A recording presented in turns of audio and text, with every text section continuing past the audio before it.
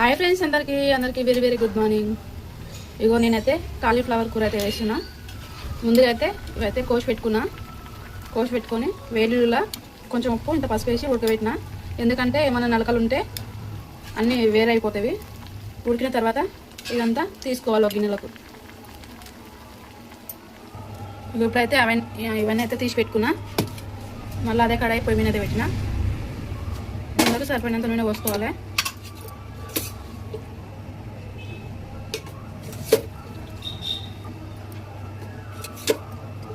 నేనైతే 3 పావులు తీసుకున్నా. ఈ పావుతోనే నూనె అయితే వేడైపోయింది. దీంట్లోకి 3 ఉల్లిగడ్డ, 4 పచ్చిమిర్చి,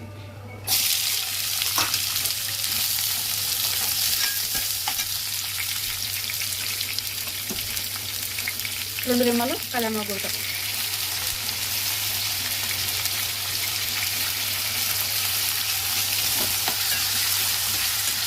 ఇదైతే ఎర్రగైతే మగ్గాలి గోల్డ్ కలర్ వచ్చే వరకు.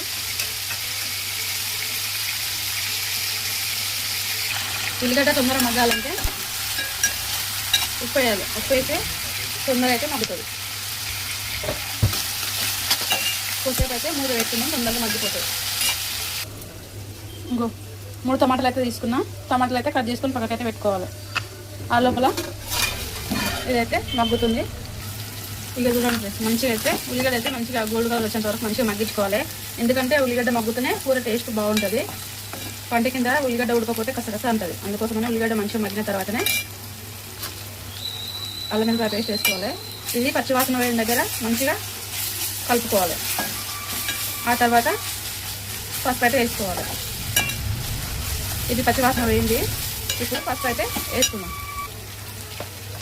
ఇదిగో పసుపు అయితే వేసుకుంటున్నా. మనకు కూరకు సరిపోని వేసుకోవాలి.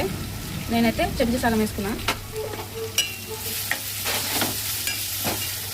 ఇది కొంచెం పచ్చివాసన అయిన దగ్గర మంచిగా కలుపుకోవాలి. ఈ ఉల్లిగడ్డనే ఉంటుంది, చాలా మంచిగా వేసుకుంటేనే కూర టేస్ట్ ఉంటుంది. పచ్చగా అయితే టేస్ట్ ఉండదు. ఇప్పుడైతే ఉడకబెట్టిన కాలీఫ్లవర్ అయితే వేసుకున్నాం. ఇది ముందుగా ఉడకబెట్టుకున్నది దీన్ని వేసుకోవాలి. ఇప్పుడైతే నూనెలో ఉల్లిగడ్డ మంచిగా కలుపుకోవాలి.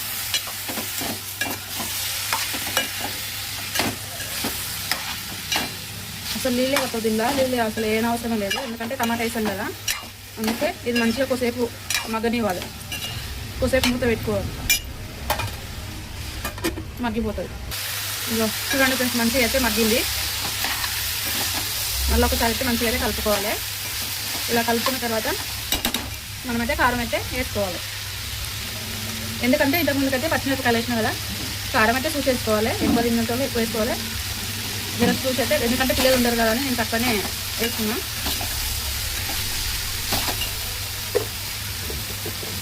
ఆ తర్వాత మళ్ళీ సరిపోయినంత ఉప్పు అయితే వేసుకోవాలి. ఎందుకంటే ఇది కారం జర ఎక్కువ ఉంది, అందుకే ఉప్పు కొంచెం ఎక్కువ పడుతుంది.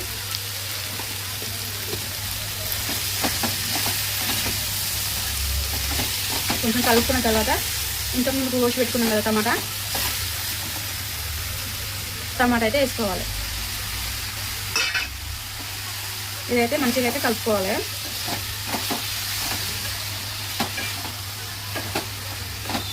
ఇది కొద్దిసేపు మూత పెట్టుకొని మగ్గనిచ్చుకోవాలి. మంచిగా మగ్గుతుంది కొద్దిసేపు మూత పెట్టుకుంటే.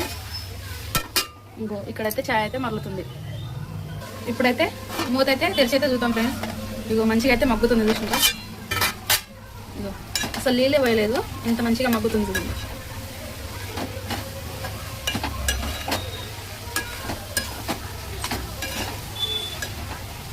ఇంకా 5-10 నిమిషాలు అయితే ఉడకనిస్తాము. ఇంకా కొంచెం మగ్గితే కారం కూడా ఉడికిపోతుంది.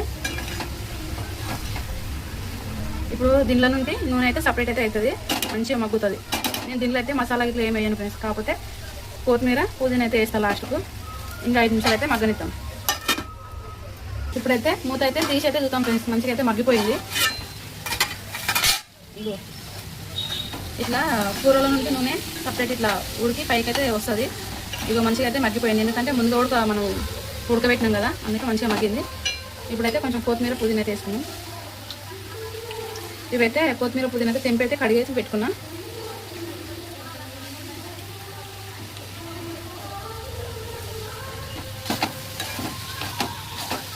ఇది చాలా బాగుంటుంది ఫ్రెండ్స్. కూర అయితే చపాతీలకైనా అన్నములకైనా బాగుంటుంది.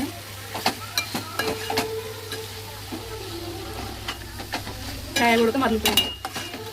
చూడండి ఫ్రెండ్స్, చాయ్ ఉడక మరలిపోయింది. ఇక్కడ కూర రెడీ అయిపోయింది, ఇక్కడ చాయ్ మరలిపోయింది. ఓకేనా ఫ్రెండ్స్, బాయ్. మరి నా వీడియో నచ్చినట్లయితే లైక్ చేయండి, షేర్ చేయండి, సపోర్ట్ చేయండి ఫ్రెండ్స్. మీరు ఇచ్చే నాకు ఒక లైక్ నాకు ఎంతో సపోర్ట్ ఉంటుంది. బాయ్ ఫ్రెండ్స్ మరి.